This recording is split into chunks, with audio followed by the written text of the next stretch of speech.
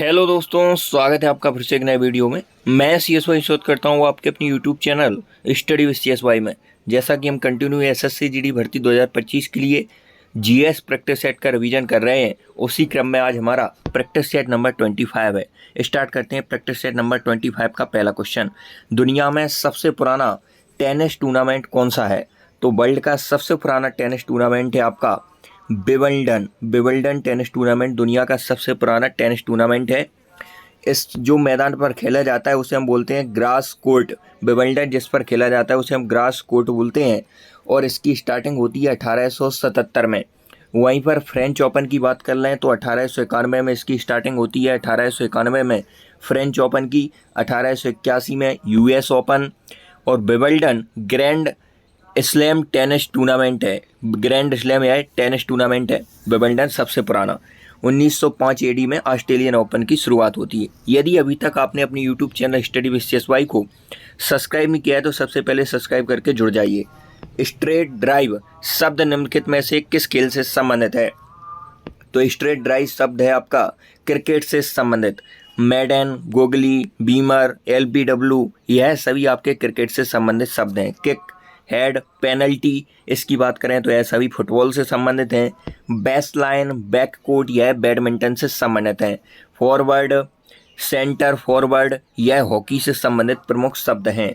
अगला question, field marshal के पद पर पदोन्नत होने वाले पहले भारतीय सेना अधिकारी कौन थे? तो फील्ड मार्शल के पद पर पदोन्नत होने वाले पहले भारतीय सेना अधिकारी सैम मानेकशॉ थे। सैम मानेकशॉ। विक्रम बत्रा कारगिल युद्ध में शहीद होने वाले अधिकारी हैं। 1999 में इन्हें परमवीर चक्र से नवाजा गया। करम सिंह यह 1950 में इन्हें परमवीर चक्र से नवाजा गया। प्रथम commander in chief KM Cariappa थे। प्रथम कमांडर इन चीफ कौन थे? KM करियप्पा। कोणार्क नृत्य महोत्सव सूर्य मंदिर की पृष्ठभूमि में एक ओपन एयर ऑडिटोरियम में आयोजित किया जाता है जिसे ब्लैक पैगोडा के नाम से भी जाना जाता है। सोमनाथ मंदिर की बात करें तो यह 12 ज्योतिर्लिंगों में से एक है। सोमनाथ मंदिर गुजरात में यह स्थित है। 1025 आप याद करेंगे। 1025 में महमूद गजनबी द्वारा इस मंदिर को लूटा गया था। 17 बार महमूद गजनबी भारत पर आक्रमण करता है। उसी के बाद हम बात करें गुरुवायूर मंदिर की तो यह केरल में स्थित है। कामाख्या मंदिर यह असम में स्थित है। 1984 में सूर्य मंदिर को यूनेस्को ने अपनी विश्व धरोहर सूची में शामिल किया है। भारत में राष्ट्रीय मतदाता दिवस कब मनाया जाता है? तो भारत में राष्ट्रीय मतदाता दिवस मनाया जाता है 25 जनवरी। 25 जनवरी को कौन सा दिवस? राष्ट्रीय मतदाता दिवस 25 जनवरी। और जनवरी के महत्वपूर्ण दिवसों की यदि हम बात करें तो वैश्विक परिवार दिवस कब मनाया जाता है? 1 जनवरी को वैश्विक परिवार दिवस। प्रवासी भारतीय दिवस कब मनाया जाता है? 9 जनवरी को। 9 जनवरी 1915 को आप याद करेंगे, गांधी जी दक्षिण अफ्रीका से भारत आते हैं।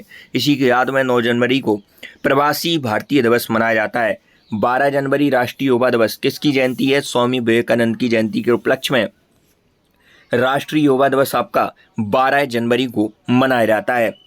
थल सेना दिवस इंडियन आर्मी डे 15 जनवरी को और 25 जनवरी भारतीय पर्यटन दिवस भी इसी दिन है और राष्ट्रीय मतदाता दिवस भी 25 जनवरी को मनाया जाता है। 4 फरवरी की बात करें तो कैंसर दिवस कब मनाया जाता है? 4 फरवरी को। अंतर्राष्ट्रीय मातृभाषा दिवस कब मनाया जाता है? 21 फरवरी को। 21 फरवरी को अंतर्राष्ट्रीय मातृभाषा दिवस मनाया जाता है। 24 फरवरी को केंद्रीय उत्पाद शुल्क दिवस मनाया जाता है। तो क्वेश्चन में पूछा था राष्ट्रीय मतदाता दिवस 25 जनवरी, इसी दिन भारतीय पर्यटन दिवस भी मनाया जाता है। 6 नंबर क्वेश्चन, कौन सा अधिनियम सरकार को आपत्तिजनक कुछ भी प्रकाशित करने के मामले समाचार पत्र की संपत्ति को जब्त करने की अनुमति देता है? तो वर्नाकुलर प्रेस एक्ट 1878 यह आपत्तिजनक यदि आप कुछ संदिग्ध चीज़ें प्रकाशित करते हैं तो उस पर रोक करने पर जब्त करने की अनुमति देता है। नेक्स्ट है, शिक्षा पर वुड डिस्पैच नामक व्यापक आदेश पत्र कब भेजा गया था? तो वुड डिस्पैच भेजा गया था 1854 में। 1854 में वुड डिस्पैच भेजा गया था।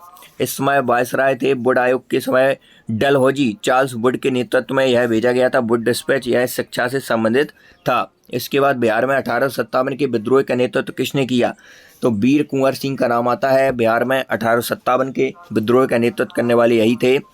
बहादुर शाह जफर दिल्ली का नेतृत्व इन्होंने किया था। वक्त खान यह बहादुर शाह सफर का सेनापति था। अंतिम मुगल सम्राट कौन थे? बहादुर शाह जफरी थे।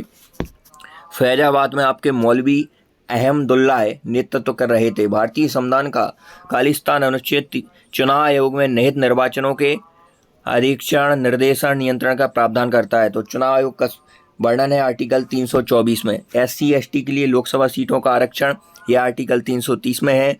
ST ST के लिए आयुक्त यह 338 में है। एंग्लो इंडियन को सेवाओं विशिष्ट प्रावधान यह 336 में है। तो क्वेश्चन पूछा चुनाव आयोग का वर्णन 324 में है।